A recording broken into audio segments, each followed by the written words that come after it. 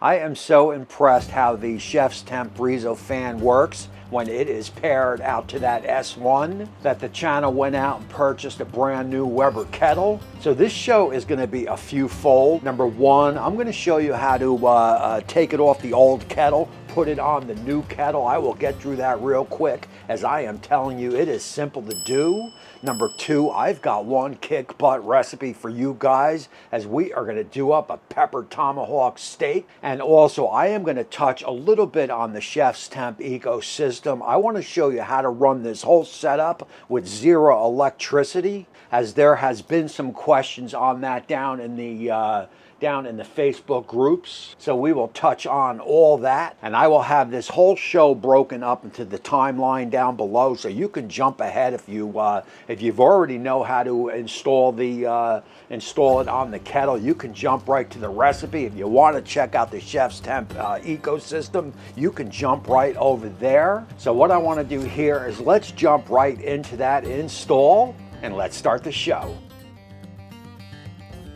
So I do have more of a detailed install onto the kettle. If you'd like to see that video, I will drop a link down in the description. You can check it out. But for now, we will just remove the S1 off the kettle hood of the old one and put it on the hood of the new one. And as you can see, that there is 1, 2, 3, and that is just going to clip right in, and we are good to go. Now we will get on over to that Breezo fan on the old Weber Kettle. You will just twist those little pieces of wires that hold it in and just remove it like that. No problem there. So now to install it on the new kettle, we are going to have to line it up in between the sweepers. You do not want the sweepers to hit where the hole is, and also you're going to want to be under that grate that holds the fuel. I am going to use a starter drill bit just to drill through it, and then I will get my other drill bit out. I've got the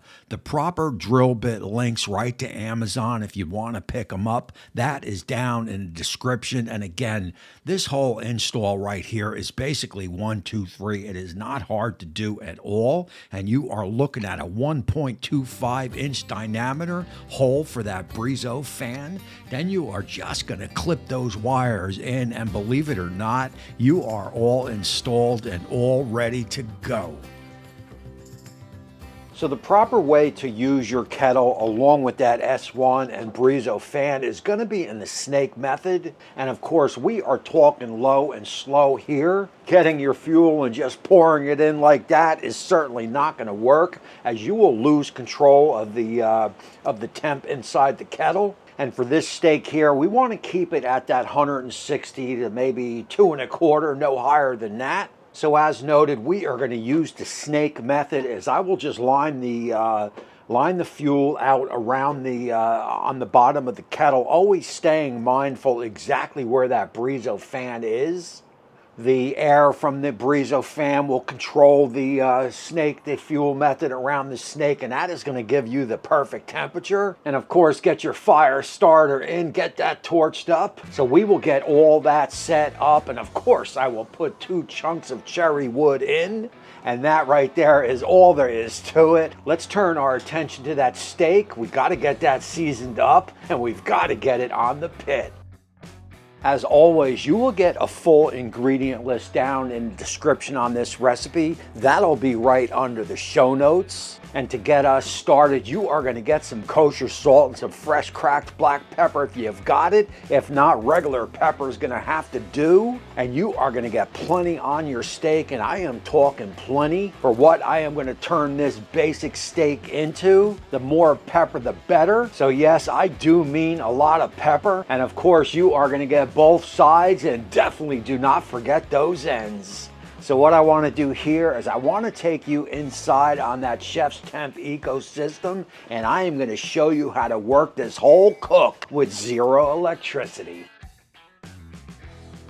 So that there is my Chefstemp ProTemp Plus. and on each side you are going to get an input and an output, and of course that input is going to be where you are going to charge the unit up, and that output is where you are going to want to output to other you know, from cell phones to even that Breezo fan is what we are going to be doing today. So you will plug your cable into the output, plug that into the Breezo fan, and believe it or not, that is all there is to it. I mean, that is pretty amazing if you ask me. So if you go camping, you load up the kettle, you load up your Chefstemp units, and you take the whole thing camping, and you are good to go. And from there, we are going to use the temp gauge on the ProTemp Plus. That is going to read our internals of our Tomahawk, which is also going to connect to the phone. And from there, now you can control the temp in the pit, read the temps on your Tomahawk, and also read your pit temp. What I want to do here is I want to take you into the app. I want to show you how to control that Breezo fan, and I also want to show you a little bit about the app and how to set up the cook. So finding your way around the app couldn't be more simple. That temp there is the internals of our Tomahawk. One swipe over, and now we are looking at our ambient temp in the pit. And of course, that is how we are going to control the fan. You've got timer, and you've also got temp control. I am going to use the temp control, and I will show you how this works live in a bit. Now look, because we are going low and slow here, there is not really much to do, as we want that temp anywhere in that 160 to 2.25 range. So what I wanted to do here is to show you how to set up the cook. Again, one swipe over, and we are going to set it up,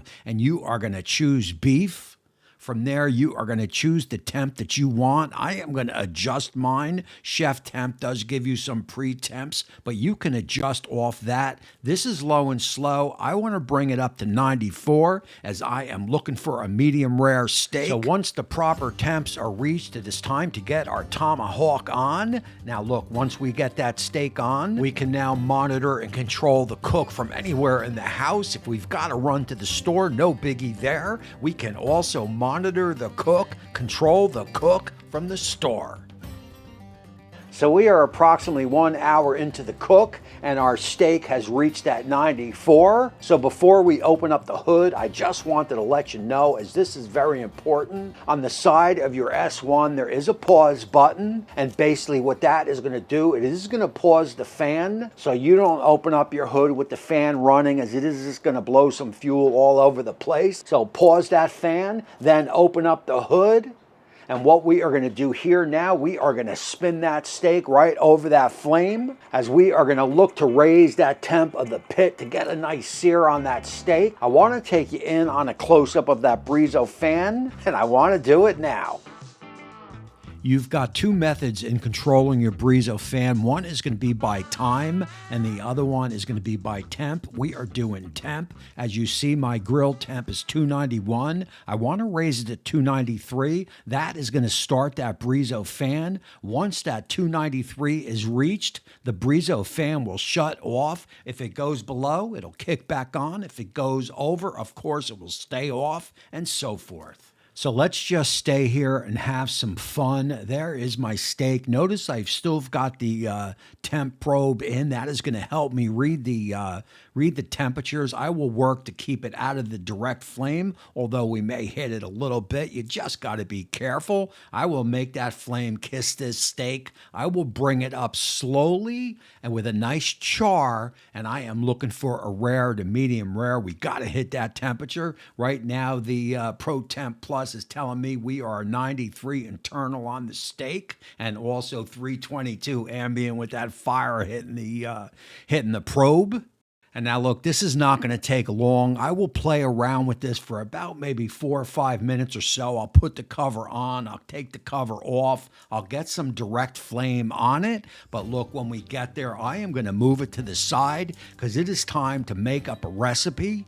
And that recipe is going to involve a cast iron skillet. We will get our skillet on. I'll bring that up to temp. I will hit it with a little bit of oil. I will get a couple tablespoons of Dijon mustard in there. Stick with me on this one. From there, I will follow it up with a couple tablespoons of prepared horseradish sauce. That is a cognac going down. Let's flame it up. Let's have some fun. Let's burn off that liquor.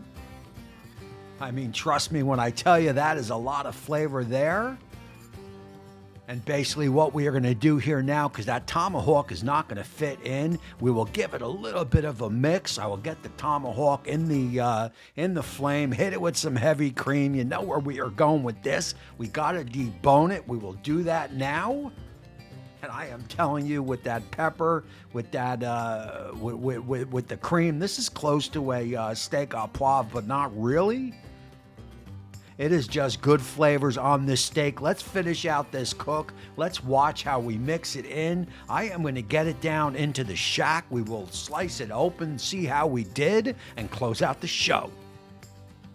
Alrighty, and we've got that steak on the board, and of course I nailed that temperature of rare to medium rare. I mean, that looks absolutely incredible. And before I close out the show completely, and I just got to say, I am 100% impressed with the ecosystem that Chefstemp is building. I mean, to me, that is very important. It is one of the reasons I went from an Android phone to an iPhone, because I love the iPhone ecosystem, as you could just take everything right with you, and that is exactly what Chefstemp is doing. So kudos to them for getting this right, as this cook here has been a lot of fun, and I've got some more coming. And if there's anything you guys want to see, or if you have any questions about anything Chefstemp, just leave it down in the description. If I can't answer it, I will certainly get you the answer. And that is going to close out this show here. I appreciate all you guys for watching. This has been a fun cook. This has been a delicious cook. There is no doubt about it.